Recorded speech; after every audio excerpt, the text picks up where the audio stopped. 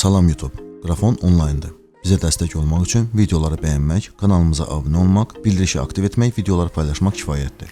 Bizim Facebook və Instagram səhifələrimizə də abunə olmağı unutmayın. Videonu izlədiyiniz vaxt ərzində ekranın sağ yuxarı küncündə bu işarəyə daxil olaraq bizim səs vermələrimizdə iştirak edə bilərsiniz. Getdik.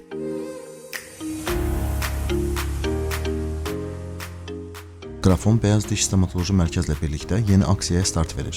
Qrafon kanalına abunə olan və bu abunəliyi 25 gün saxlayan hər kəs Bəyaz Diş Stomatoloji Mərkəzin xidmətlərinə 10% güzəştli üçün promokod əldə edəcək.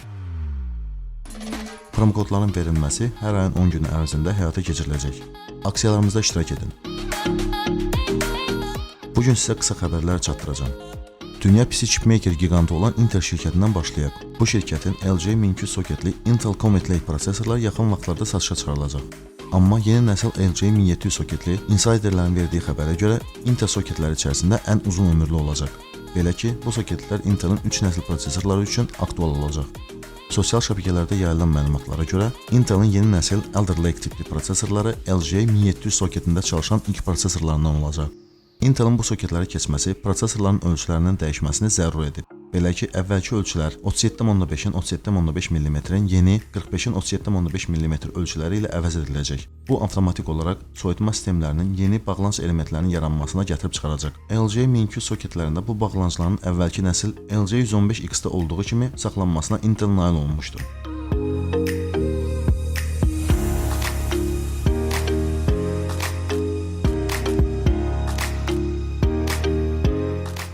İndi Çinin ABŞ-la iqtisadi müharibəsində ən çox əziyyət çəkən Huawei haqqında danışaq. Texnoloji xəbərləri izləyənlər bilirlər ki, artıq yarım ildir ki, Huawei Google şirkəti ilə küsüşüb.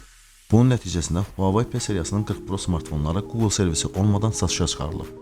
Amma Huawei P30 New Edition smartfonlarını Google servisləri ilə istehsal edəcək. Bunun mümkün olması isə Google ilə münasibətlərin pisləşməsindən əvvəl P30 smartfonlarının anons edilməsidir. Lakin yenə də P30 smartfonları Google servisləri olmadan bazara çıxarıldı. Bunu sübuta yetirən Huawei yeni P30 Pro New Edition smartfonlarını Google servisləri bazara çıxaracaq. Lakin hakerlər yenə də bu problemlərin həlli yollarını tapmışlar. Sadəcə bu həldə Google Pay ödəniş sisteminin sertifikatlaşması qorunan serverlərdə olduğu üçün bu servisin aktivləşdirilməsi mümkün olmayıb. Qalan Google servislər isə adi Android smartfonlarında olduğu kimi çalışır.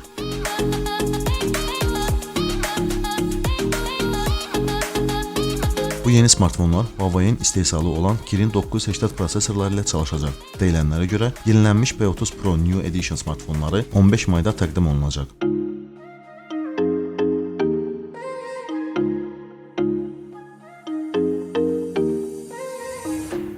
Adınızdadırsa bizim videolarımızın birində Nokia 9.3 PureView smartfonlarında danışmışlar. Daha doğrusu onun əsas elementi olan ekranaltı frontal kamerasından. Deyəsən Çinin texnoloji giganты Xiaomi'nin Nokia'nın bu bazar yeniliyinə şərik çıxmaq fikri var. Belə ki, Nokia'dan sonra Xiaomi də ekranaltı kamera texnologiyasını patentləşdirib. Sosial şəbəkələrdə bu patentin sxemləri əsasında renderlər hazırlanıb. Bu renderlər Let's Go Digital səhifəsində dərc edilib. Patent toplusu aprelin sonunda Çinin İntellekt Sahibkarlıq Bürosuna və Dünya Patent İdarəsinə təqdim olunub. Şəkildə göründüyü kimi ekranın üzərində heç bir dəlik və əyilmə yoxdur. Smartfonda kamera qoşulduqda displeyin kamera yerləşdirilən hissəsinin şəffaf olması prosesi baş verir. Bunun nəticəsində isə kamera şəkilləri maneəsiz çəkir. Bu 2019-cu ildə Oppo şirkətinin NVC Şanxay Texnoloji sərgisində təqdim etdiyi nümunələri xatırladır. Amma nə bilmək olar, bəlkə ilin sonunda Xiaomi hansısa smartfonunu elə bu texnologiya ilə Xiaomistilərə təqdim edəcək. Yaşayaraq görərik.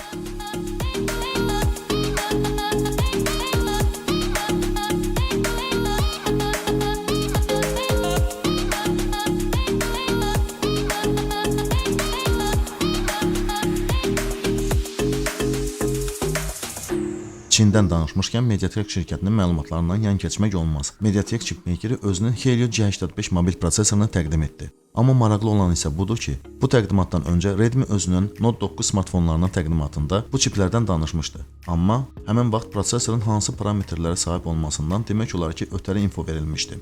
İndi isə keçək parametrlərinə. Helio G85 daha sürətli video nüvə ilə təchiz edilib. Mediatek Helio G85 8 nüvəli olub, 2 nüvəsinin 2 GHz tezlikli Cortex A75, 6 nüvəsi isə 1.8 GHz tezlikli Cortex A55-dən ibarətdir. Qrafik prosesoru isə Mali G52 indi 1 GHz tezliyində çalışır. Bu göstərəcək ki, Helio G80 prosesorlarında 950 MHz tezliyində idi. Bu prosesor HyperEngine Game və 2 4G SIM kart sistemini dəstəkləyir. Bu prosesor eyni zamanda məlumatların həm Wi-Fi, həm də 4G şəbəkəsi vasitəsilə ötürülməsini təmin edə bilir. Helio G85 prosesor vasitəsilə bu şəbəkə arasında keçid 13 millisaniyəyə bərabər olub. Bu da əlaqələrin kəsilməz olması üçün kifayət edir. Bu çipləri dəyəri $200 qədər olan smartfonlarda istifadə olunması nəzərdə tutulub.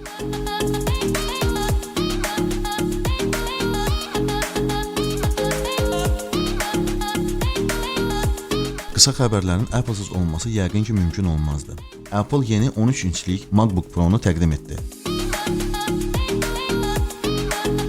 Buna böyük yeniləmə demək olmaz. Məsələn, Apple bu ilin əvvəlində 15 inçlik MacBook Pro modellərində nəzərə çarpacaq yeniliklər edib. Bu 15 inçlik displeyin 16-ya, bir Thunderbolt 3 birləşdiricini 3 ilə əvəz etmişdir. Bu yeni 13 inçlik MacBook Pro-larda isə əsas dəyişən klaviaturanın qayçı tiplisinin tətbiq edilməsidir. Buna yeni texnologiya demək olmaz. Əvvəlki kəpənək tipli olan klaviatura toz və kiçik zibillərin düymələrin tam sıradan çıxmasına gətirdiyindən Apple yenidən özünün köhnə texnologiyasını bərpa edib. Bu yeni Mac Pro-larda Escape yenidən fiziki düyməyə qaytarılıb. Əvvəlkilərdə bu düymə Touch Bar sensor ekranında yerləşdirilmişdi. Yeni MacBook Pro-lar 3 konfiqurasiyada təqdim olunur. Bunların içərisində sadəcə maksimum konfiqurasiyada olan 4 nüvəli Intel i5 10-cu nəsil prosesorlarından istifadə olunur. Konfiqurasiya və qiymətləri siz ekranda görürsünüz. Yenə də yuxarıda dediyim kimi bu minor yenilənmədir.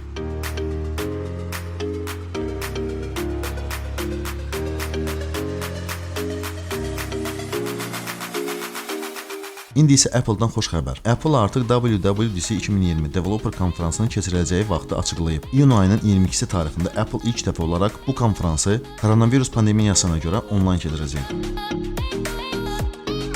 Bu konfransda biz macOS sisteminin iOS 14, iPadOS 14, watchOS 6 və digər yeniliklərini görə biləcəyik. Bu konfransda Apple şirkətin software, yəni proqram təminatını təqdim edir. Amma yenə də Apple-dan 22 iyunda yeni gadjetləri gözləməyə dəyər. İzləyicilərimə bu təqdimat haqqında geniş video hazırlayacağam.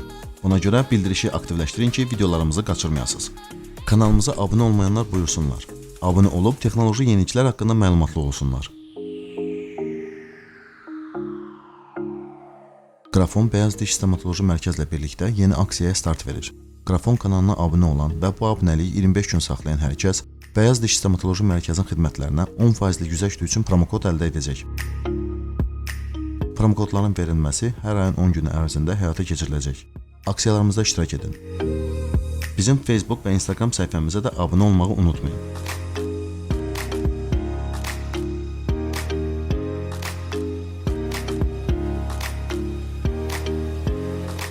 YouTube-da olduğumuz üçün sizinlə sağollaşmıram.